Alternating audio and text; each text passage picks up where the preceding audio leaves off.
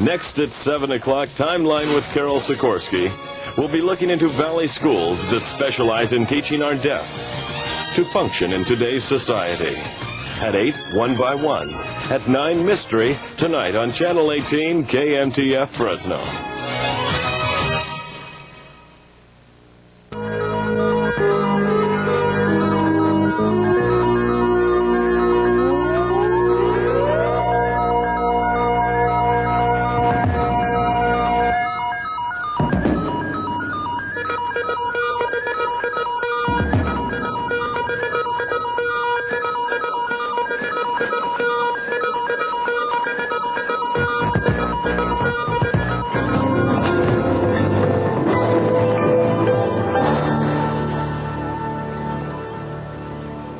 Good evening and welcome to tonight's program.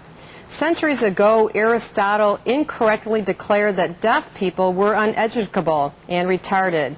And as a result, no one tried to educate deaf people until the 16th century, when a monk in France learned to teach them by using their own natural sign language. Well, the deaf community has come a long way since that first teaching lesson in France. But if you listen to the news and read the headlines today, deaf people all over the country are still struggling to prove their point, that they can live independently from the hearing community.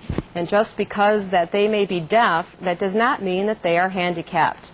A prime example of their struggle could be seen in Washington, D.C. this past March, when students and faculty from Gallaudet University protested the appointment of a hearing person as the 7th president of the university.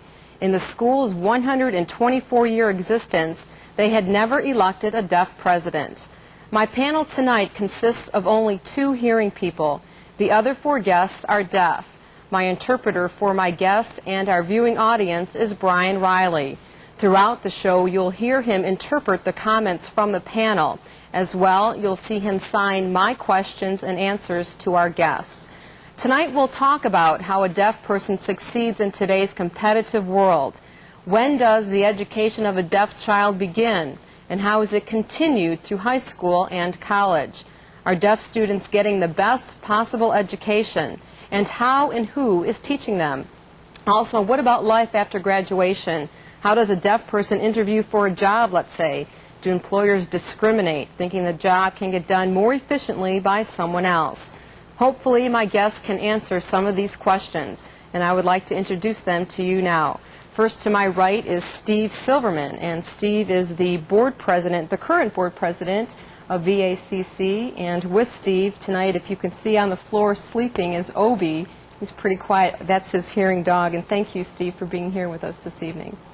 Next to Steve Silverman is Pam Warkentin, and Pam works at the Vocational Management Service here in Fresno. And she is also vice president of the board at Valley Advocacy and Communication Center. And she's also the daughter of 2 deaf parents. And Pam, thank you for being here with us this evening. Thank you. Next to Pam is Dr. Paul Ogden. Dr. Ogden is a professor of communicative disorders at Fresno State University.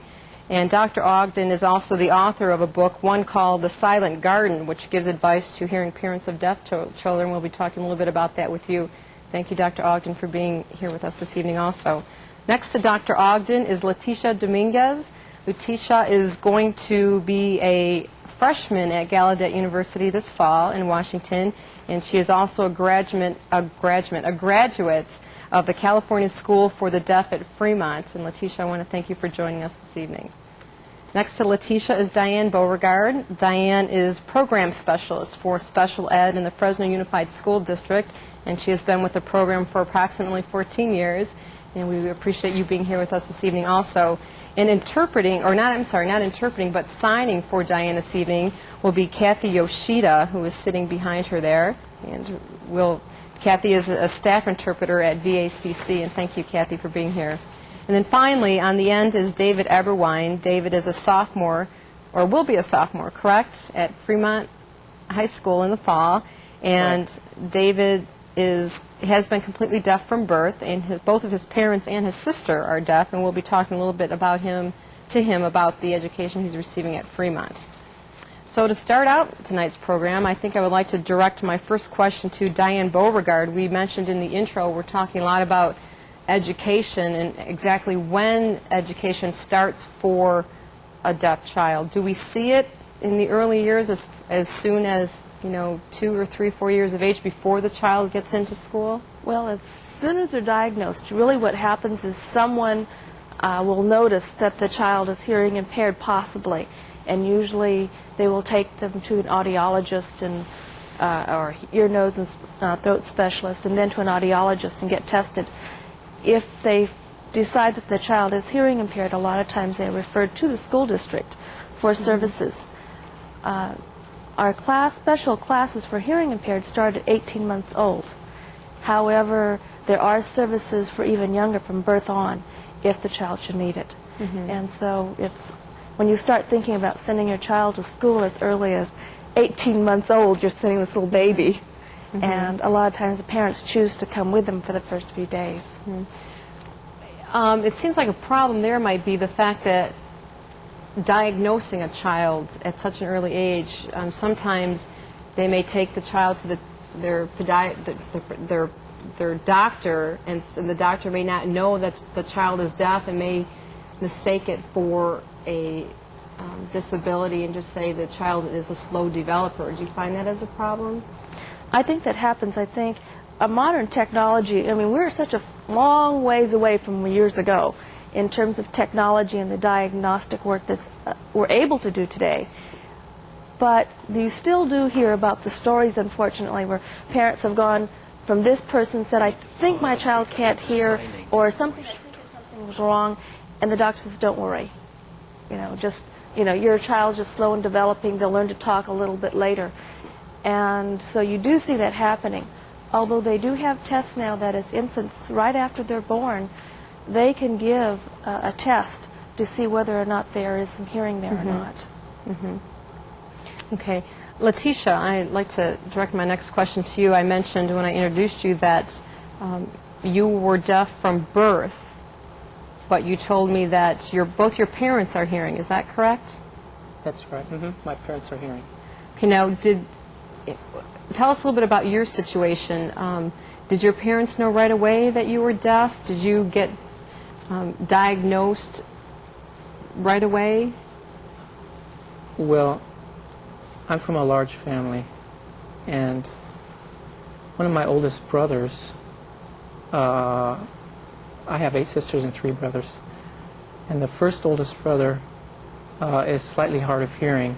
He can speak well, and he has to practice in order to listen well. But I assume that they found out about his hearing impairment first. Then I have another sister who uses hearing aids and talks well, doesn't sign too much. She's more of an oral type of a deaf person. And I have another deaf sister who can sign. She went to the residential school. And of course, I don't speak at all. And so it was easy for my mother to identify me as being deaf. But when you first started your education, were you, like say when you went to kindergarten or first grade, right away were you with students that could hear, or were you with all students that were deaf? Yeah. From what I know, my mother placed me in a deaf class, in a deaf school. I assume that she might have put me with hearing kids and found out that I couldn't hear, and then put me with a smaller class of deaf students in Tulare. That's the track that I went in Tulare School. And that changed to the William Kleinite Center for the Deaf in Tulare. And now my deaf sister, my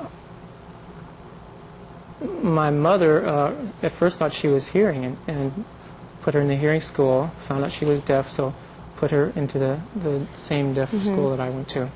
So obviously with a family of your size, it was a lot of education just within your family nucleus. I mean, you all had to learn from each other as far as being able to communicate both for your parents that could hear and for you who would have to learn how to read lips or sign language, I assume that was a lot of education that went on just amongst all of you. Yes. When I was a child, I didn't really speak. My brothers and sisters tried to teach me how to lip read, and now they themselves don't sign that well. I speak a little bit at home and use some home signs, we call them, gestures that we make up to communicate. Okay. Pam, I'd like to talk with you next because your situation is exactly the opposite of Leticia's. Now, you are the daughter of two deaf parents. Right. I don't even know where to begin with questions. How did you learn to communicate to your parents and vice versa? When I was born, it wasn't long after I was born that my parents and the doctors had decided that I was not deaf. That was an initial concern for my parents. And after that, they were still determined that I would have to learn sign language to communicate with them. Although my mother does have some speech, I was the oldest child, and she signed with my father in communicating because my father does not have intelligible speech. So what I was exposed to from birth was signing, and that's what I learned. I think my first sign was the word clock at the time I was 7 months old. And I learned to sign prior to learning to speak. And I didn't really start speaking until probably after about a year old. My mother's parents were both hearing and lived close by, so they would come over and communicate with me to encourage conversation. But even at the age of 4, when my mother brought me to the doctor and just an annual check, they discovered that I had a lot of vocabulary. They could see I was communicating through my signs, but I still wasn't vocalizing as much, I guess, as a hearing child of hearing parents would be vocalizing at that age. So the state paid for my parents to send me to a nursery school that would encourage my communication and verbal skills. And from the neighborhood children and the rest of the communication just kind of flowed together. Right. Because being in that type of setting growing up, what was normal for you was to sign. Right. And the fact that your parents could not hear, that wasn't unusual to you. So vocalizing yourself to not vocalize wasn't unusual. Right. I think, I don't remember it all, but from discussions with my parents, I think I did not recognize that my parents were different than other parents until I went into school and actually had to begin interpreting for my parents when they wanted to communicate with the teacher. It wasn't until that point. I guess I just assumed that everyone else used sign language too. That was my world. Right. Now, was that, as a child growing up, was that hard for you once you realized that your parents were different? No, I think I always felt special because I was always a part of everything they were involved in, including parent-teacher conferences. Everything that they did, I was there because that was before professional interpreters were developed, and so I was there as their interpreter. And so I always felt a part of their lives.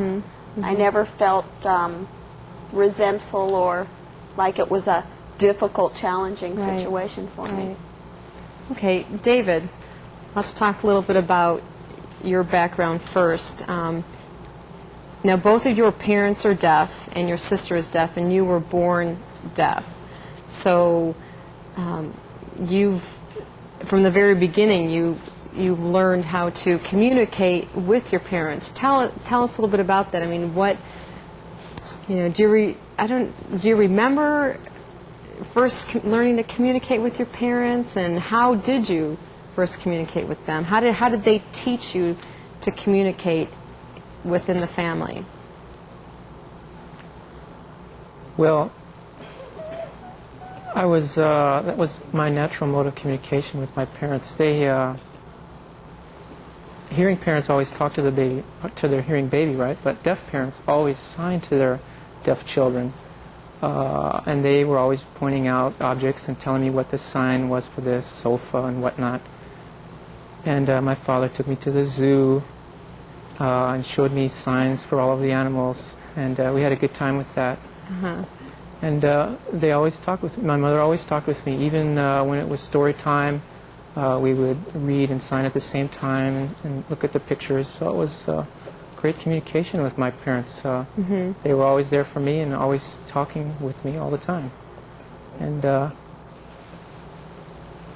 so when I went to school, I found out that teachers have different ways to sign, and I had to learn how to talk with other hearing students by writing notes and whatnot, and they would see my parents. I would see my parents writing notes with hearing people, so I learned to do the same. Now, did your parents know right away that you were deaf? I mean, obviously that must have been a concern when you were born, I think, wasn't it? So did they find that out right away that you were deaf? Oh, yes. By the time I was home, they were already clapping their hands behind my head and seeing if I was responding to noises and whatnot. But I never responded to any of them like a hearing child would, so they just decided I was deaf. Okay, now before we get a little bit more into your background and your education, I would like to next go to Steve and talk with Steve a little bit. Now, Steve, you had hearing until 4 years ago. Tell us, if you would like, what happened. I grew up hearing until I was 28. The doctors discovered that I had tumors on both of my hearing nerves. One of my ears was already functionally dead. When I went into surgery for the other one, my left ear, the doctor let me know that it was very possible I would lose a lot and maybe all in my left ear. I lost a lot when he removed part of the tumor. That was 4.5 years ago.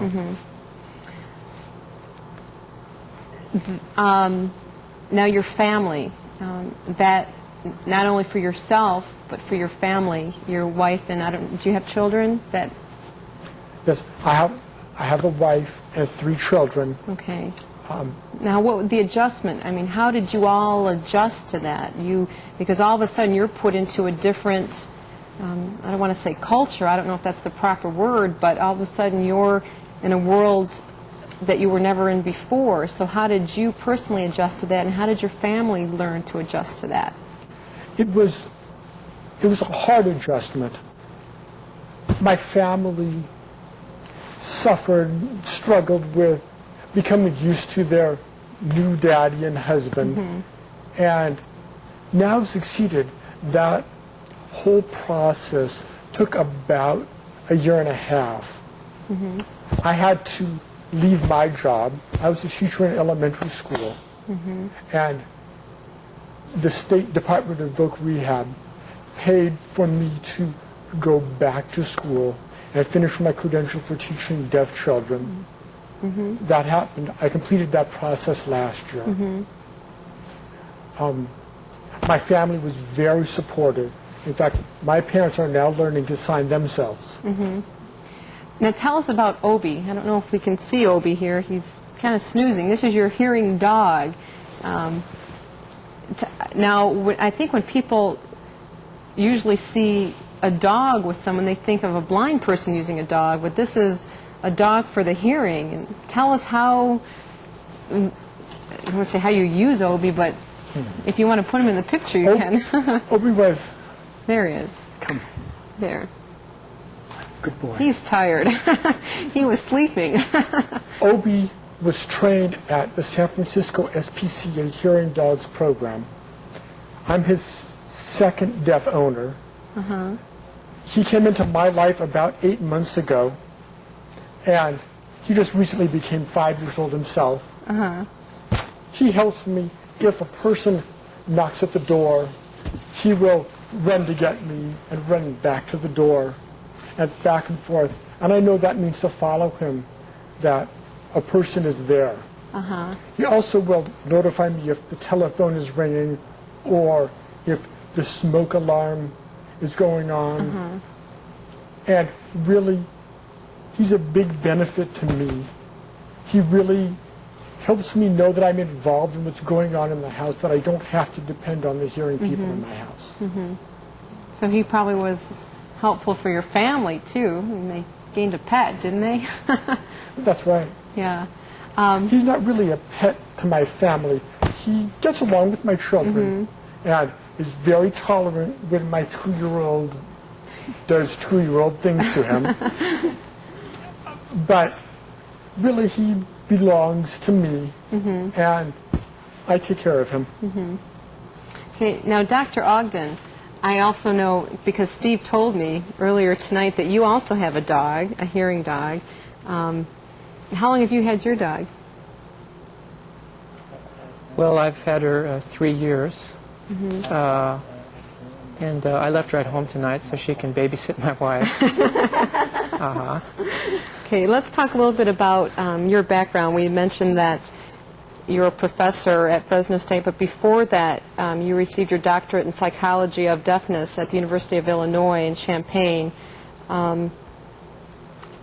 And let's go back a little bit farther. Let's go back to your high school days, or even prior to that, grade school days. Now, were you born deaf? Yes. I don't even know what I'm missing. I've never heard any sounds in my life. I was born deaf, yes, to my parents' surprise. But they also had another child who was deaf, who was, so they had 11 years of practice with him before I came along. So they were ready to provide full communication, which makes me rather unique, actually, compared to other families. My parents are hearing, but they already knew what to do, and the communication started very early. So I'm very fortunate that I was able to go on to a good private school, and then in high school I was mainstreamed into a hearing high school. I was the only deaf person there. It was very tough because there was no interpreters there or anything. Okay, I want to ask you about that, and we're going to talk a little bit more, and with Dianne also, and with David. Being mainstreamed into a school system where there are hearing students, how were you expected to learn and get along and understand what the teacher was saying? Because I don't think your teacher you signed, did she or he? No, they didn't. Well, when I was young, I went to a private school, and that gave me the idea of maybe sitting in the first row of the room and watching the teachers reading their lips. And I knew it was impossible. So what I did was I used my classmates' notes, and I always spoke with the teachers after class for help to catch up. Some teachers were easy to lip read, and others weren't so easy, so it really depended on the individual teacher. And it was really hard. It's a funny thing that I tell people, that I went through high school without an interpreter, and all the way through college without an interpreter. I read a lot, worked very hard. And then in 1973, because of the 504 federal law that was passed requiring all schools to provide interpreters, for me it was wonderful because it's just in time for my graduate studies. And I found it was so easy. I could just sit back and enjoy the class, and I didn't have to do so much outside studying. And so I always say that getting a PhD was easier than my other degrees. But wouldn't you say that you are an exception to the rule as far as being able to succeed as much as you have in the deaf community? It just seems, I don't know, are you an exception to the rule? Yes, I've been considered an exception But I always give the credit to my parents, who happen to have that 11 years of experience with my older brother. And that's why I wrote the book, The Silent Garden, because of what my mother said.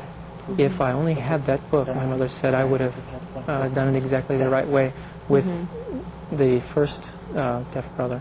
Has she read it? Oh, yes. And I dedicated the book to her.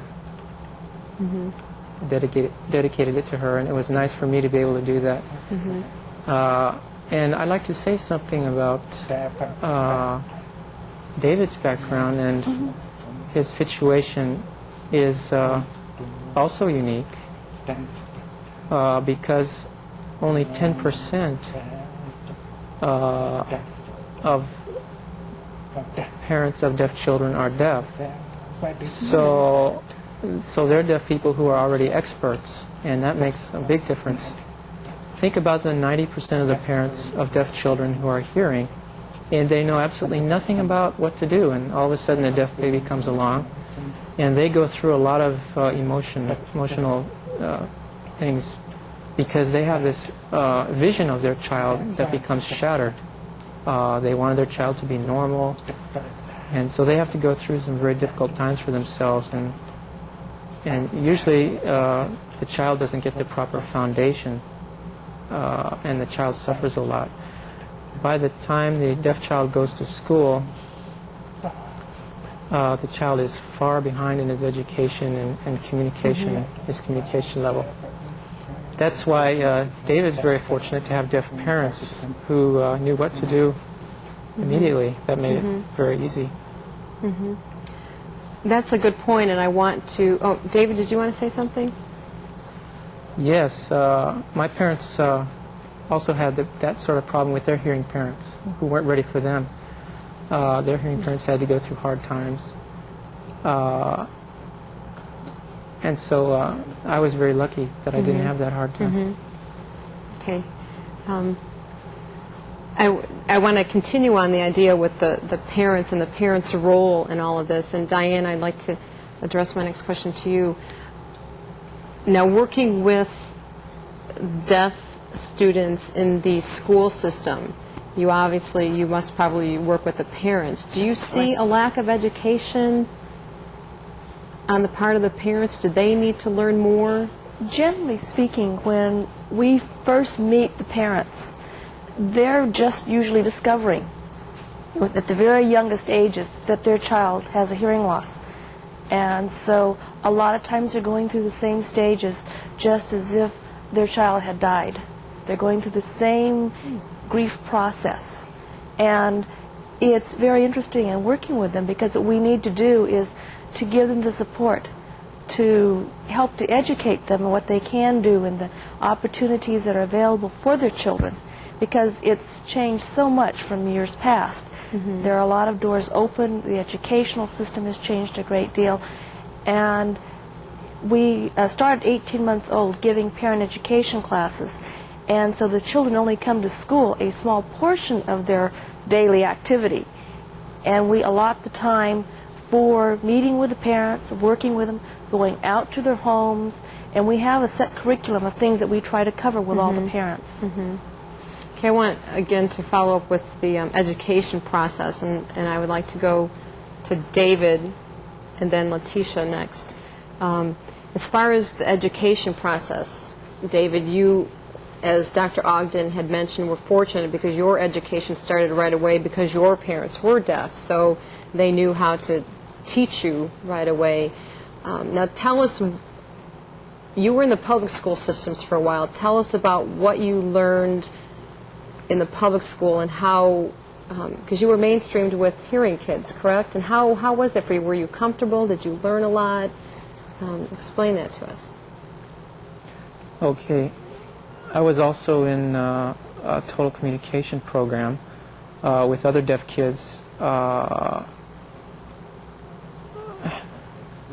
Half of what they were learning I had already learned from my parents, so I was kind of in the top of that class, and so I was also mainstreamed with hearing kids. But sometimes I was more on the level with the other hearing kids. And I just went through the system as any normal hearing kid would and had an interpreter in front of me. It looks kind of easy for me, but it was a challenge. Because it's very difficult with an interpreter there's always a lag time between what is said. And as a result, I didn't really raise my hand that often since it was such a hassle. And often I was in the back of the class and observing and never spoke my views, which was hard for me. I wanted so bad to be involved, but, you know, I don't speak, so. Did any of your teachers use sign language, or were you responsible for just reading lips yourself and kind of figuring it out yourself? Well, all the signing was left to the interpreter. Okay. The teachers didn't really know signs. But in the total communication program, we had teachers who were hearing and who signed. Okay.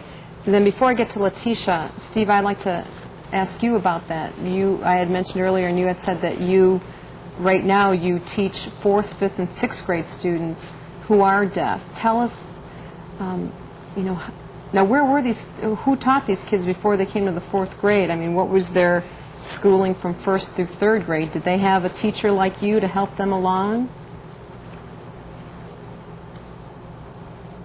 They had teachers helping them along. The teachers were not like me. First of all of the teachers were women. Also, all of the teachers were hearing.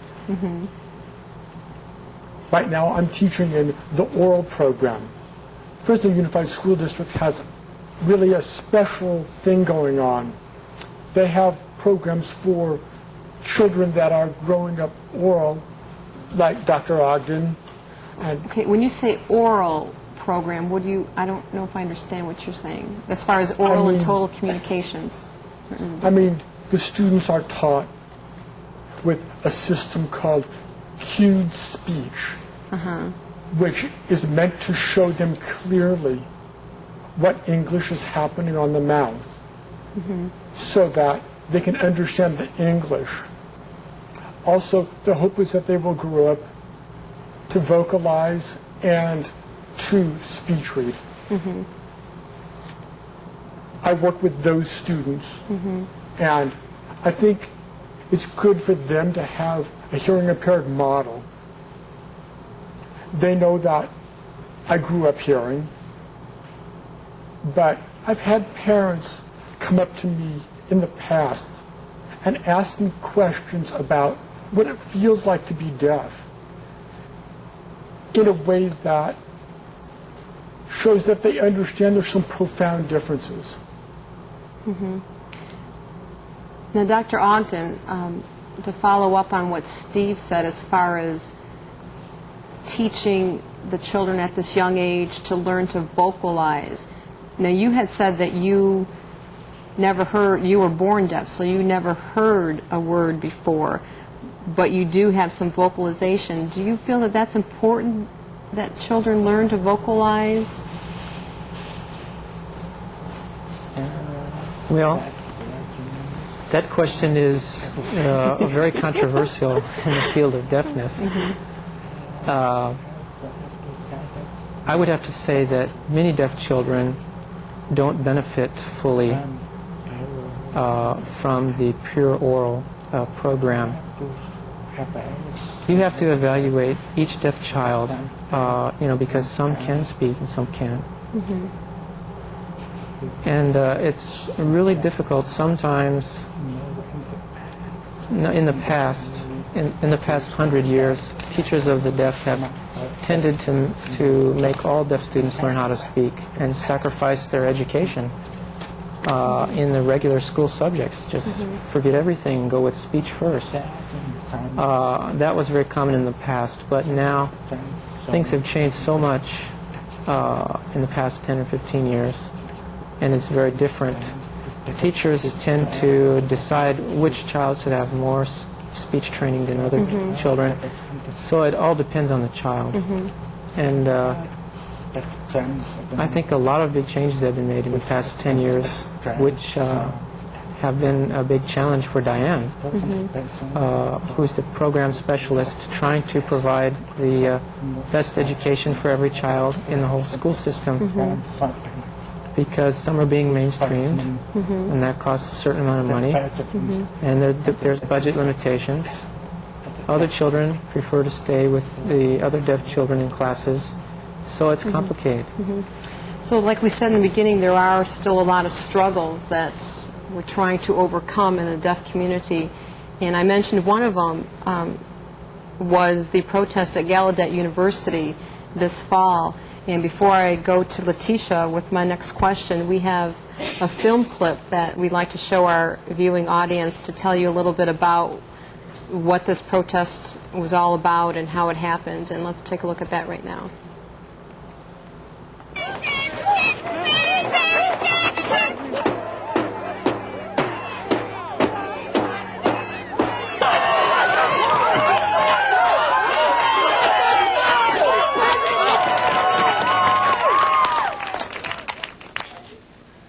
I want to talk about our first rally. A crowd of about 1,000 to 2,000 deaf people were screaming in support of a deaf president. There had never been one in 124 years. The Board of Trustees claimed they were acting in Gallaudet University's best interest, but many of the people didn't believe that and didn't trust them.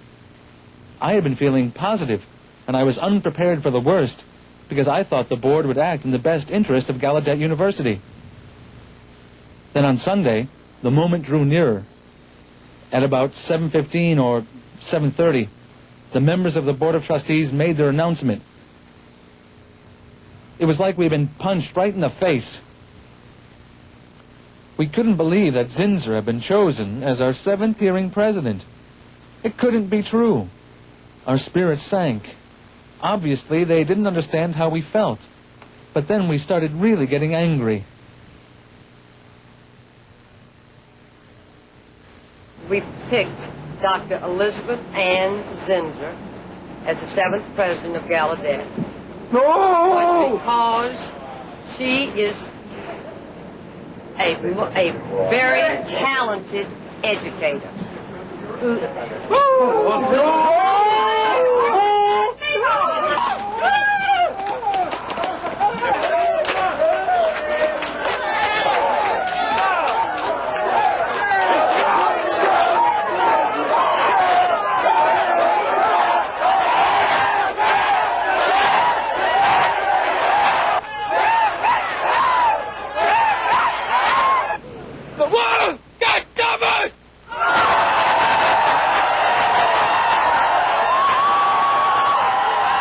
The board has chosen a hearing president, preventing deaf people from getting what they want. They want to bring deaf people down.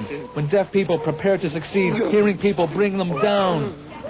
They're still afraid that deaf people can't do it. That's what I believe. They're afraid. We will get the information out that this is the greatest insult to deaf people of America. 26 million of them, and they are disgusted. No question about it. And I do not intend to sit back. We'll have an organizational meeting tonight to discuss what we will do about it. This shows that we are not the ones who are really deaf, but it is they, the board, who are deaf.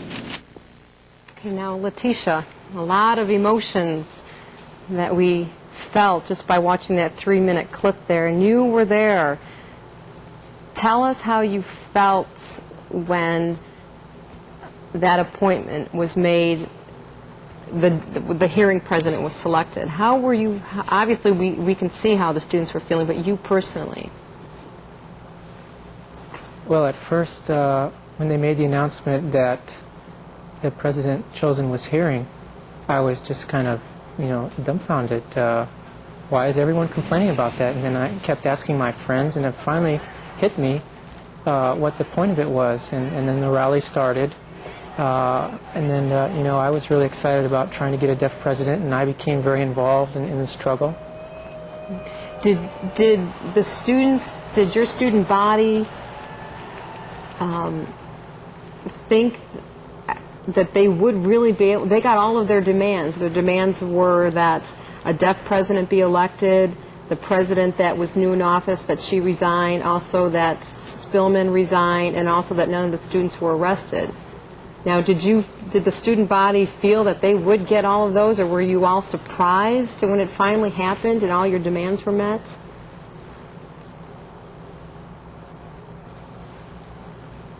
Well, at first, with the 4 demands, the students who set those up felt that they really could go through it, and they felt like, really like panning through a wall, that they could do it, that they could get it. And, and we did do it. So you must have felt pretty good. Oh, yes. Wow. It was really inspiring. We were all crying and felt really positive that it was a big moment in history. And we also took advantage of that moment to get publicity to the hearing world. And some of my hearing friends have asked me where I'm going to school, and I say Gallaudet University, and before they hadn't known where, but now they all know where I'm going. That is so true. Yeah, so we took advantage of that publicity. Now you're going to be you were in a year of prep school at Gallaudet. In the fall, you're going to be a freshman. What are some of your goals once you graduate 4 years from Gallaudet? What are you looking at? Well, I'd like to be an economics teacher, or set up a business or something related to finances. And let's talk a little bit about jobs. And Pam, as I mentioned, you worked helping place deaf people in jobs. And like I mentioned in the beginning, one of the most simple questions is how do deaf people interview for a job? Obviously, unfortunately, there is a stumbling block for them. So how do they overcome that? I think that the interviewing is several steps ahead of where the deaf individual needs to start. There are so many of the deaf individuals who get out into the world, have graduated from high school, and now they want to work, and they have difficulty even filling out an application.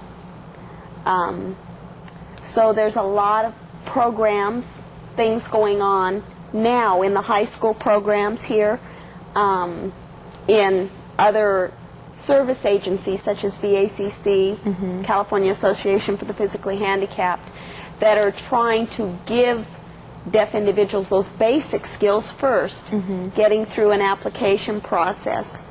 Then the next step would be basically learning how to utilize an interpreter for the interview process. But a lot of times for the deaf individual, it does require some intervention just to get past the door, because a deaf person walks into a job and the hearing person politely says, "Thank you," and it goes in the trash. And that's the reality of still what's happening today. Agencies such as ours and some of the community service agencies are involved in advocating for the deaf individual. And that's an important thing, I think, that still needs to happen. Not that deaf individuals are not capable of doing things on their own, but because there's still so much ignorance that prevails in the community. An example might be a deaf individual who wants to work in a warehouse. And they think, oh my goodness, they can't possibly. What if something falls off the top shelf? The deaf person will never hear that. But there are so many things the deaf individual can do. Years ago, when my mother and father were in that position, graduating from high school and college and looking for work, there wasn't the option of Social Security, supplemental security income. They had to work. If they didn't work, there was no bread and butter on the table. There was no food to feed the family. Nowadays, there's an option of collecting money from the government, so that makes it more difficult and challenging to get the deaf individual into the workplace. But I think advocates and interpreters are an important link to the community, and education, and telling people that the deafness is not something that has to prevent them from working. Let them have opportunities to work. Right, and Dianne, go ahead. There's also a lot that has to happen within the school system and the family system as they're growing up, because when to start training for jobs and work ethics and all those things is not after they graduate high school. It's got to start at the very youngest ages, at the elementary level, and talking to them about different vocations that are available. So much come to hearing children without people realizing what's happening. They hear the family conversation of Dad's going to work and he's going to be doing this today and this happened at work and that caused problems. They miss all of those dynamics that happen in the home because they don't hear that information, and many times out in the homes the families aren't able to fluently communicate with their children, so the children miss all of that. And so the school system then needs to be working with the families, and also in the daily routine of doing things, showing them what work ethics are, coming to class on time, bringing the pencil and paper. I mean, we're talking the real basics, but then relating that how it's important that they have to do those things in the job also. And what do they do if they're deaf and they're not going to be able to get to work on time, or they're late? They've got to learn to use a TDD. Those skills all need to be taught before they get out into work field. Right, and also some of the new techniques in teaching the deaf. You had mentioned before we even went on air that the school system is implementing some new technology that is helping these deaf students, correct? One of the exciting things that I see happening is that for the first time in many years, we've been given what they call low incidence funds. And it's kind of nice for me to feel like my tax dollars are going directly to kids. We're getting what we call auditory trainers. We've had them before, but they were old and they had gotten so old they really weren't useful anymore. So we're buying new equipment so that the children will be able to hear the sounds directly from the teacher's voice to their ear. They can hear more clearly, because hearing aids are not selective in what they amplify. If you think of yourself in a classroom, you hear the hearing aid amplifies the shuffling of the papers, the banging of the desk, as well as the teacher's voice. And so it's real important for them to hear the teacher's voice as well. So they see the teacher's signs and the voice, and that's all happening. So we've got that equipment. We're getting equipment in the area of phonics to check the hearing aids, because it's not like glasses. You can put them on, you can tell when glasses aren't working, if they're cracked or something. Hearing aids, you put them on and you don't know the difference unless you're that person or you have some kind of mechanical way of checking it. So we're getting very expensive equipment in the school systems to check all those things for them now. Okay. I'd like to go to David next, just because there's so much more I still want to ask, and I know we're getting close to the end of the show. David, tell us the atmosphere at Fremont, where you're at now, the school. It's all deaf students and all deaf teachers. Do you feel that that is the best atmosphere for a deaf student to be in, or do you feel that you're missing something by not being mainstreamed with hearing teachers and students? Okay, well, at school, all the students are either hard of hearing or deaf, and we have some deaf teachers, some who are very skilled in signing American Sign Language, and we have good communication. And the atmosphere at school is very different than a public school for me, because I'm directly involved, and I can go one-on-one directly to the teacher and have that straight involvement. It was a little shock for me, because I hadn't felt free in class, in the social atmosphere after school and whatnot in public schools. But and finally I had coaches who would sign, and I could play football, and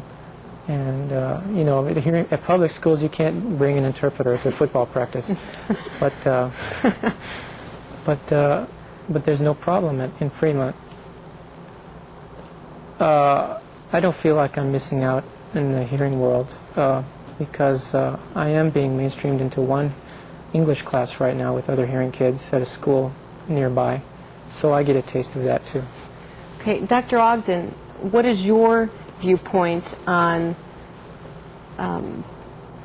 the diversity, I don't know if that's the right word to say, in the educational system, whereas we have the new technology in the public school system that is helping deaf students and is mainstreaming them with hearing teachers and students, and yet, as in David's example, we have Fremont, where it's mostly a deaf community that he's engaging with. What is your opinion on that type of teaching and education for our students? Well, it goes back to the question of it depends on the individual. Each family has to decide. Sometimes some children prefer to stay and go to the public school. Some prefer to go to the residential school. Depends on the child and the family. And it's a really tough question to answer. Okay, Steve, what do you feel about that? Well, what is your opinion on that? Seeing the fact that you can, I think, objectively judge both sides of the issue because of given your situation. I agree with Dr. Ogden. I think the parents have to decide for their child. But I think that many parents are open-minded enough to make changes when it's appropriate. And I'm glad to see that. You see me signing, but in my classroom I don't sign. I use a little bit different system called cute speech. And really, it's appropriate for each different child to have different programs available. And again, as Dianne had mentioned, a lot of it is the education of the parents. And you want to make a comment? Well, one of the very important elements very early on in the child's education is to educate the parents. What is a total communication program? What does that involve? What commitment does that take on their part? What will their child benefit from it? Because most parents, almost all parents will say, if I ask them, what do you want for your child? I want him to be just normal. I want him to be able to talk. I want the same aspirations any other parent wants. I want him to succeed, get a job. They have all those aspirations. And so it's educating them what choices, what options do they have as parents. Because in Fresno, we're lucky. We're the fourth largest school district in California. So we serve Fresno County as well as Fresno Unified students. And we're able to group them in such a way they have a choice between total communication and also an oral program which uses acute speech philosophy also in it. And giving them the choice is a real luxury, because many parts of California, for a while, all the programs were oral. Then they become very much more total communication. And you've seen many of the oral programs non-existent because they can't offer both. I mean, the program's not large enough. And so in Fresno, I feel like we're very, very fortunate. Okay, Pam? Just real briefly, they talked about, the parents making the decision, but I've also been fortunate to see situations where the parent and the child, the teacher and a counselor, have been able to sit down and decide as a group. And it's inspirational to see parents allowing the student to have a say, that his feelings are important. And I think that's important for us as a community as well, to be sensitive to the deaf individual and recognize that they're people with feelings and that their voice is just as important as anyone else's. That's right. And again, I want to get back to David really briefly. You're going to be a sophomore at Fremont. Sophomore or junior? Sophomore. Okay, so you have 2 more years to go. What are some of your career goals after you graduate from high school? Have you thought about that yet? Well, I feel time's running out fast, and I have to make some decisions on those goals, but I really don't know. I like writing, but I really don't know. We'll have to.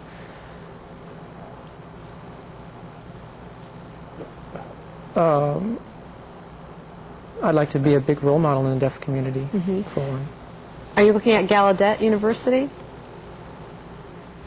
Oh, yes, of course. So when you're a freshman, Leticia, you'll be a senior, right? So maybe we'll see each other there. Okay. Of course. Also, before we go, because again we only have a few minutes, Pam, if people would like to get in touch with you in your program regarding job placement and would like to just talk with you about it, where can they call? There are two numbers. There's a voice number, and there's also a TDD number. The voice number is 486-0834. The TDD number is 486-0837. Okay, good. So, well, I want to thank all of you for being here this evening. We are out of time. Unfortunately, I know we could all sit and talk for another hour. We probably will once the lights go out.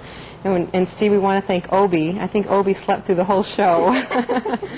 So I want to thank all of you for being here this evening. And hopefully we have enlightened some people in our community, deaf and hearing, as to the goals and everything that the deaf community wants to achieve. And like Pam said, their voice is just as important, whether we can hear it or not. I don't think that is the point or the issue here. So thank all of you for being here. And I also want to mention to our viewing audience a program that Channel 18 will be airing beginning tomorrow, and it's a 4-part series called Deaf and Blind, and it starts at 8 o'clock tomorrow night. Now, the first segment profiles the blind, and that's tomorrow night, but next Friday, July 22nd, deaf students at the School for the Deaf at the Alabama Institute will be featured. And right now, we're going to show you a promo that will tell you a little bit more about that. You say, hello. Hello. Uh-huh. Ball. Ball. A, B, C, D, E. E. Where's E? When you live in a world without sound, even learning your ABCs isn't as simple as ABC. Say you're angry. Say the truth, how you feel. I didn't punish him like I did the other kids, and then the doctor told me one day, he said, you have to be more firm with him and more strict with him than you do the other kids. He said, he's not a handicap. He said, you're making him a handicap. Share the struggles, the triumphs, the laughter, and the tears as award-winning filmmaker Frederick Wiseman's Deaf and Blind continues with a look at the deaf. See you later, alligator. See you later, crocodile. Again, that program is today, July 22nd, and it begins at 8 p.m. And also, I want to thank Kathy Yoshida, staff interpreter at VACC, for being with us this evening, and also Brian Riley for interpreting and signing for myself and for our guests here tonight. And for all of the staff here at Channel 18, thank you for watching. I'm Carol Sikorsky. Good night.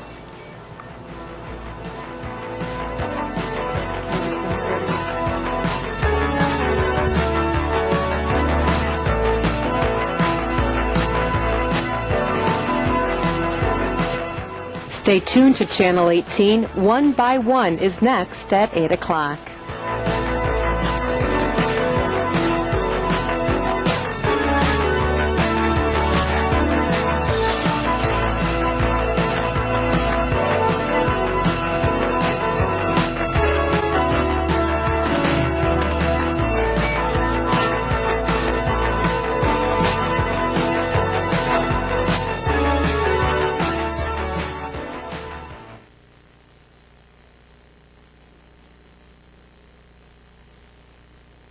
Information on the Valley Advocacy and getting in touch with any of our interpreters from this evening, you can call Brian Riley at 268-4144 or Kathy Yoshida at 299-8643.